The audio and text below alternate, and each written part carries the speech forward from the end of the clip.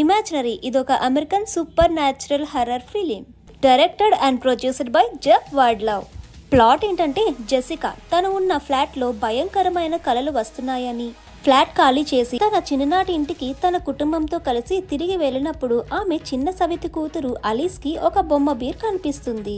ఆ బొమ్మ Alice life లోకి వచ్చినప్పటి నుంచి అలీస్ ప్రవర్తన కొంచెం వింతగా ఉండటంతో ఇది గమనించిన జెసికా అది మామూలు బొమ్మ కాదు అని అదొక భయంకరమైన సైతాను అని తెలుసుకున్న జెసికా తర్వాత ఏం చేసింది అనేది మిగిలిన కథ. ఇంకా మూవీ చూడొచ్చా అంటే మూవీ అయితే పర్వాలేదు, బానే ఉంది. కొన్ని సీన్స్ భయంకరంగానే ఉన్నాయి.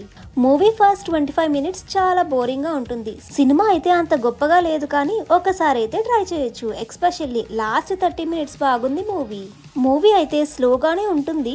ఎప్పుడైతే సినిమాలో కొన్ని ట్విస్టులు రివీల్ అవుతున్నాయో అక్కడి నుంచి మూవీ పర్వాలేదనే ఫీల్ ఉంటుంది. జంప్ స్కేర్స్ ఉన్నాయి మూవీ కొన్ని సీన్స్ ప్రెడిక్టబుల్ గానే అనిపిస్తుంది.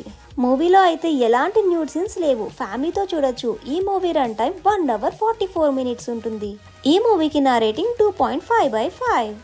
మరెన్నో మూవీ రివ్యూస్ కోసం మా ఛానల్ని సబ్స్క్రైబ్ చేసుకోండి, లైక్ చేయడం మర్చిపోకండి. జై హింద్.